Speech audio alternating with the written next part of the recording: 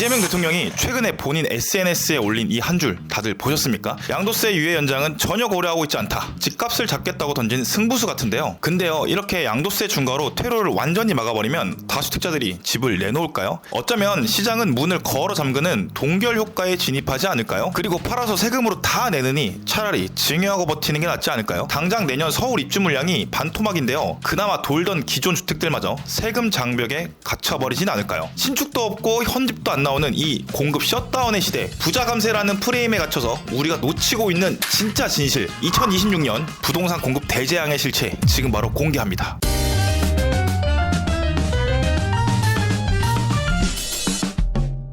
안녕하세요. 세상을 감정한 남자 김강사 평가사인데요. 본격적으로 바로 들어가 볼까요? 대체 양도세 중과 유예가 뭐길래 시장이 이토록 들썩일까요? 쉽게 말해 양도세 중과는 다주택자가 집을 팔 때 남긴 이익의 절반 이상을 세금으로 걷어가는 일종의 징벌적 과세입니다. 그러면 유예는 뭘까요? 시장에 매물이 너무 안 나오니까 야, 지금 팔면 그 무거운 세금 잠시 안 받을게 라고 퇴로를 열어주는 일종의 탈출구인 셈이죠. 다주택자들한테 향하는 이 양도세 중과, 이거는 좋은 건가요? 나쁜 건가요? 최초로 이 개념이 나온 2005년 노무현 정부 시절로 거슬러 올라가 보겠습니다. 다주택자 양도세 중과는 노무현 정부 때 처음 나온 개념인데요. 2004년 이후로 아파트 값이 엄청나게 상승하면서 2005년 831 대책을 통해서 이 징벌적 세금이 처음 세상에 나왔습니다. 당시 정부의 논리는 명확했는데요. 집값 폭등의 주범인 다주택자를 세금으로 압박하면 무서워서 매물을 내놓겠지? 이런 거였는데 2주택자는 50%, 3주택자는 60%라는 세율을 매기고 장기 보유 특별 공제까지 없앴습니다. 높은 세율을 먹이니까 다주택자가 정부의 마음처럼 쉽게 물건을 팔았을까요? 아니요, 시장은 다르게 답했습니다. 오히려 사실상 퇴로가 없어져서 물건을 내놓지 않았어요. 네, 규제 역설이 발생했습니다. 정부는 다주택자가 집을 팔길 원했지만 시장은 증여라는 금고에 집을 넣어버리는 것으로 응답했습니다. 실제로 2004년 3만 건 수준이던 전국 주택 증여 건수가 양도세 증가가 본격화된 2006년에는 5만 5천 건을 넘어섭니다. 단 2년 만에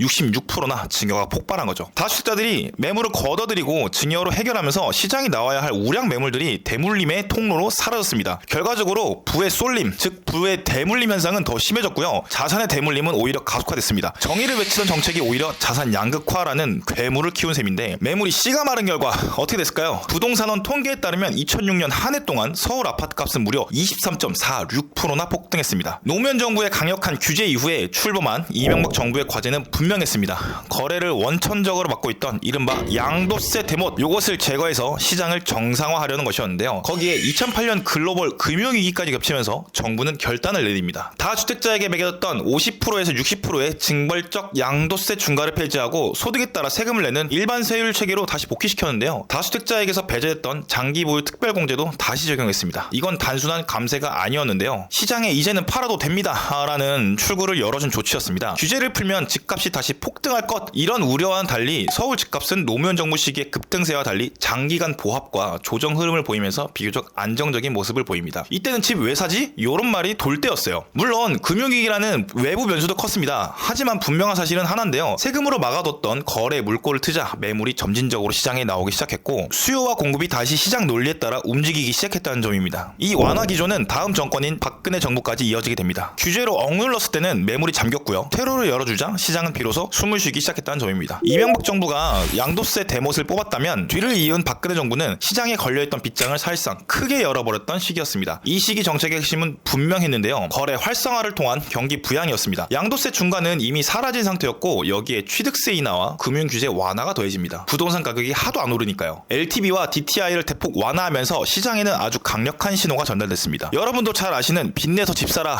이런 말이 상징하듯이 정부가 직접 나서서 집을 살 수 있는 환경을 만들어준 겁니다. 결과는 어떻게 됐을까요? 세금 부담은 줄고요. 대출 문턱도 낮아지면서 시장에는 빠르게 활기가 돌기 시작합니다. 이명박 정부 말기에 하락 흐름은 멈췄고 서울 집값은 완만한 우상향 곡선을 그리게 됩니다. 다주택자를 압박하기보다는 임대주택 공급의 한 축으로 인정하면서 제도적으로 포용하던 시기였죠. 그 결과 거래는 살아났고 가격 변동성도 상대적으로 예측 가능한 범위 안에 있었습니다. 그런데 이 완화 기조가 축적된 시장의 에너지는 아쉽게도 다음 정권에서 훨씬 더 강력한 규제의 재등장을 불러오는 도화선이 됩니다. 이명박 박근혜 정부의 완화 기조를 지나 2017년 다시 규제의 시대가 열립니다. 문재인 정부는 출범하자마자 노무현 정부의 양도세 중과를 다시 꺼내들었죠. 그게 아니라 단순히 단순히 부활시킨 게 아니죠. 훨씬 더 날카롭고 세게 돌아왔습니다. 2017년 파리 대책을 시작으로 다주택자 양도세 중과를 다시 도입하더니 급기야 2021년에는 중과세율을 20%포인트, 30%포인트까지 끌어올렸습니다. 지방세까지 포함하면 최고 세율이 무려 82.5%에 달했는데요. 사실상 이건 세금이 아니라 징벌적 몰수에 아깝죠. 10억을 벌면 8억 넘게 세금으로 내라는데 어떤 집주인이 시장에 매물을 내놓겠습니까? 결과는 참혹했습니다. 정부는 다주택자를 압박하면 매물이 쏟아질 거라 믿었지만 시장은 다시 한번 증여라는 금고 그리고 버티기라는 선택을 했습니다. 그것도 노무현 정부 때와는 비교도 안 될 만큼 압도적인 규모였죠. 양도세로 국가의 반 이상을 헌납하느니 차라리 세금을 내고 내 자식에게 확실하게 물려주겠다, 이런 경제적 선택을 한 겁니다.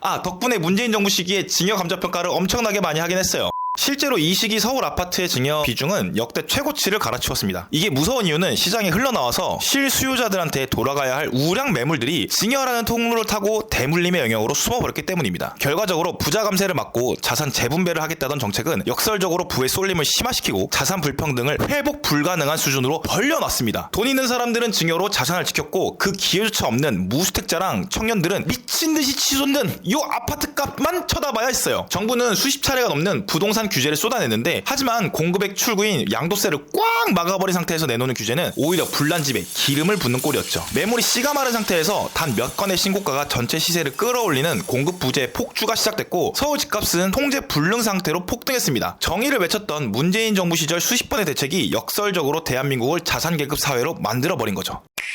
자, 이렇게 꼬일 대로 꼬인 실타래를 넘겨받은 정부가 바로 윤석열 정부였습니다. 출범 당시 시장은 문재인 정부 시기의 집값 폭등과 급격한 금리 인상이 맞물린 말 그대로 시한폭탄 같은 상태였어요. 정부의 해법은 분명했습니다. 시장을 짓누르던 징벌적 양도세 중과, 이른바 세금 대못을 완전히 제거하는 거였는데, 하지만 현실의 벽에 부딪히고 맙니다. 다주택자 양도세 중과를 폐지하려던 소득세법 개정, 즉 국회의 동의가 필요했기 때문인데요. 여소야대 국회 상황 속에서 야당은 이를 부자 감세로 규정하면서 강하게 반대했고, 정부는 법 개정을 관철할 수는 없었습니다. 결국 선택한 우회로가 바로 시행령을 통한 한시적 유예였습니다. 법은 그대로 두되 당분간 이 세금은 적용하지 않겠다, 이런 방식으로 매년 양도세 중과 유예를 연장해 온 겁니다. 하지만 시장은 늘 불안했는데요. 이건 폐지가 아니라 어디까지나 임시 조치였기 때문이죠. 어쨌든 정책 방향이 바뀌면 셔터가 내려올 수 있는 그런 구조였습니다. 그리고 그 불안은 이제 현실이 되어가고 있는 것 같아요. 이재명 대통령은 이 시행령 유예 조치를 2026년 5월 9일부로 더 이상 연장하지 않겠다, 이렇게 공식 선언했습니다. 이는 곧 윤석열 정부가 시행령으로 붙여놨던 출구를 다시 닫겠다는 의미입니다. 과연 2026년 대한민국 부동산 시장에는 어떤 일이 벌어질까요? 제 생각을 한 5가지 정도의 분석 툴을 갖고 이야기해 보겠습니다.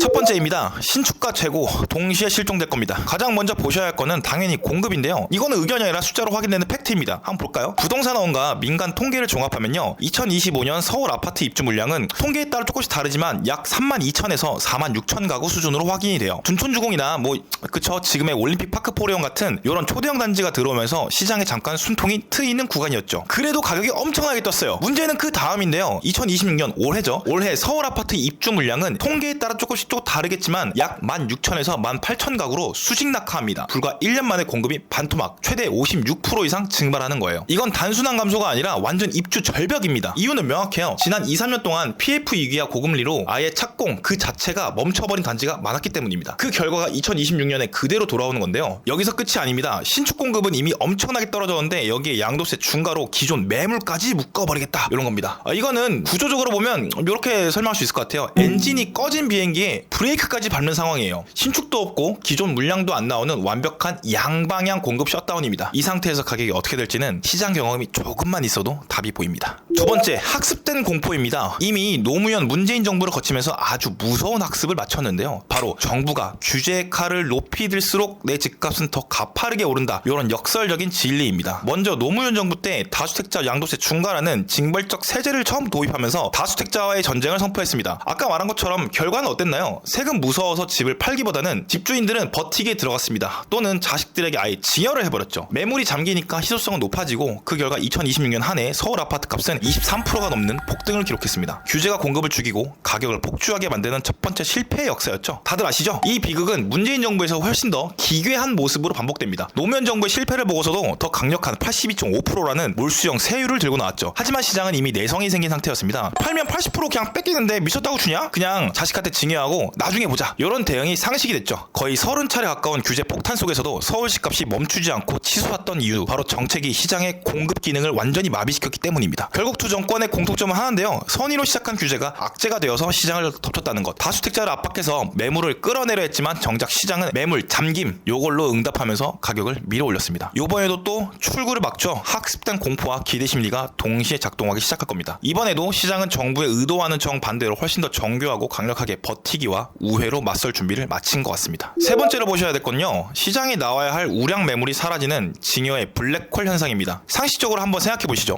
양도세가 최고 82.5%에 달하는 구조에서 집을 팔아 남는 돈이 거의 없는데 굳이 매도를 선택할 이유가 있을까요? 차라리 증여세를 부담하더라도 자산을 온전히 자식에게 넘기는 선택이 훨씬 합리적으로 보일 수밖에 없습니다. 그래서 지금 2026년 5월 양도세 중과 복귀가 예고된 상황에서 강남을 비롯한 주요 입지의 다주택자들 사이에서는 매도 대신 증여를 검토하는 움직임이 뚜렷해지고 있습니다. 작년에도 증여 엄청 많이 했고요. 아마 올해도 증여 엄청나게 많이 할 거예요. 문제는 증여 그 다음입니다. 한번 증여된 주택은 2월 과세 규정 때문에 최소 10년 이상 시장에 나오기가 좀 어렵습니다. 즉 실수요자들이 가장 원하는 서울의 우량 아파트들이 부의 대물림의 통로로 흡수되면서 시장에서는 장기간 격리되는 구조가 만들어집니다. 결과적으로 세금으로 인한 부의 재분배를 목표로 했던 정책이 현실에서는 부의 대물림을 더 강화시키는 이런 역설적인 결말로 이어질 가능성이 커지는 겁니다. 네 번째로 꼭 보셔야 될 건요, 거시적인 겁니다. 화폐 가치와 실물 자산의 관계입니다. 이건 전망이 아니라 지금 이미 일어나고 있는 현상이에요. 요즘에 공사 현장 한 번만 가보셔도 바로 느낄 겁니다. 시멘트값, 철근값, 레미콘 가격은 물론이고 가장 중요한 인건비까지 안 오른 게 없어요. 감정평가사인 제가 계산을 해봐도요, 이미 서울에서 아파트 한 채, 아니 그냥 아무 건물이나 만드는데 드는 비용이 예전과는 차원이 다릅니다. 몇 년 전 기준으로 생각하면 계산이 아예 안 맞는 수준까지 올라와 있어요. 우리는 지금 분명히 고물가 시대, 즉 인플레이션 시대를 살고 있습니다. 이건 제가 말 안 해도 아시죠? 돈의 가치, 특히 원화의 가치는 시간이 갈수록 떨어지는데 아파트를 만드는데 들어가는 비용은 계속 쌓이고 있습니다. 그래서 신규 공급도 지금 쉽지가 않죠. 이런 상황에서 기존 물건의 공급까지 막아버린다?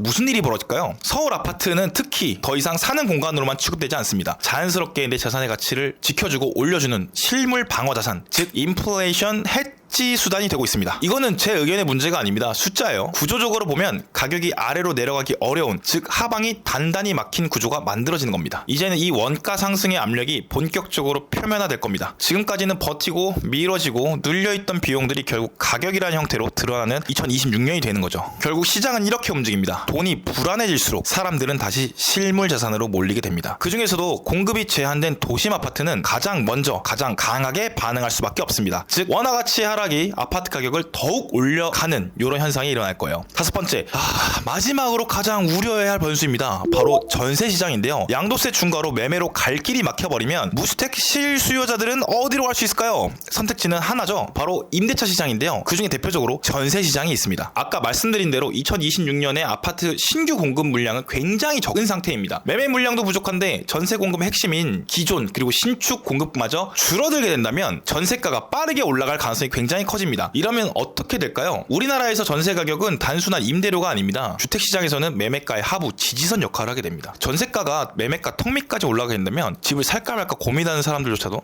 그래도 그냥 좀 비싸게 사는 게 낫겠다, 이런 판단으로 이동하게 됩니다. 즉 전세가 상승이 매매가를 올리는 구조가 될 수밖에 없는데요. 공급은 막혀있고 세금으로 거래가 묶여있고 전세가 불안해진다. 이 세 가지가 동시에 작동하는 순간 2026년에는 전세시장이 매매시장을 떠받치는 마지막 트리거로 작동할 가능성이 커집니다. 이런 상황에서 부동산 시장은 과연 조용히 지나갈 수 있을까요? 자, 지금까지 5가지 분석들을 통해서 2026년의 미래를 짚어봤습니다. 결론을 내보겠습니다. 그 전에 제 솔직한 심정을 말씀드리고 싶은데요. 저도 30대 청년입니다. 감정평가사로서 현장에서 매일 숫자를 만지지만 저 역시 서울 아파트 평균 가격 15억, 이 숫자 앞에서 항상 고민을 하고 있어요. 저 또한 집값이 과도하다고 생각을 하고 우리 세대에게도 기회가 다시 올 수 있도록 제발 가격이 좀 떨어졌으면 좋겠습니다. 솔직히요. 하지만 평가사로서 차가운 숫자, 요걸 좀 들여다보면요, 지금 정부가 던진 이 양도세 중과 카드가 과연 우리 세대를 위한, 우리 청년들을 위한 것인지 묻지 않을 수가 없습니다. 매일같이 부동산을 보는 제가 보기에는 2026년은 단순한 시장의 변화가 일어나는 게 아니라 굉장히 특별한 변화가 일어날 것 같습니다. 구조적으로 집값이 오를 수밖에 없는 완벽한 악순환이 이제 시작되는 시점입니다. 정부는 다주택자 규제라는 나름 정의로운 칼을 들었지만 시장의 메커니즘은 그 의도와는 정반대로 우리들을 향하고 있는 것 같아요. 서울 아파트 평균 가격 15억, 요거 청년 세대가 평생을 일해도 닫기 힘든 이 숫자는 이번 양도세 중과 부활로 인해서 더 단단한 통곡의 벽이 될 겁니다. 자산가들은 이미 증여라는 우회로를 통해서 자산을 안전하게 보호하며 장기전에 돌입했습니다. 하지만 그 사다리를 타야 할 우리 청년들은 어떻습니까? 매물은 잠기고 가격은 치솟으면서 서울 아파트는 이제 꿈조차 꿀 수 없는 자산이 되어가고 있습니다. 뭐 사실 안 사면 되긴 하는데 서울 아파트를 안 살 때 오는 요 포모 현상 그리고 심리적 불안, 이 사회의 각종 안 좋은 모습들, 이런 것들은 단순히 개인의 문제가 아니겠죠. 주거 안정의 부재는 결혼과 출산을 포기하게 만들고 결국 대한민국의 근간을 흔드는 저출산 대재앙으로 이어지는 악순환의 고리가 될 수도 있습니다. 정책의 부작용을 우리 청년들이 온몸으로 감내해야 하는 현실이 이 시대를 살아가는 청년으로서 좀 안타깝습니다. 부동산 시장에서 가격을 결정하는 본질은 정의, 명분이 아니라 결국 수급과 희소성입니다. 시장이 이렇게 간다면 우리가 앞으로 한 번도 경험해보지 못한 새로운 국면에 진입할 것입니다. 데이터가 가리키는 이 정해진 미래, 요 앞에서 여러분은 어떤 선택을 하시겠습니까? 2026년 부동산 시장에서 정말 필요한 정책은 무엇일까요? 댓글로 여러분의 소중한 의견 나눠주세요. 지금까지 세상을 감정한 남자 김강사 평가사였습니다. 긴 영상 봐주셔서 너무나 감사드리고요. 구독, 좋아요 한 번씩만 부탁드리고 다음 영상에서 찾아뵙도록 하겠습니다. 그러면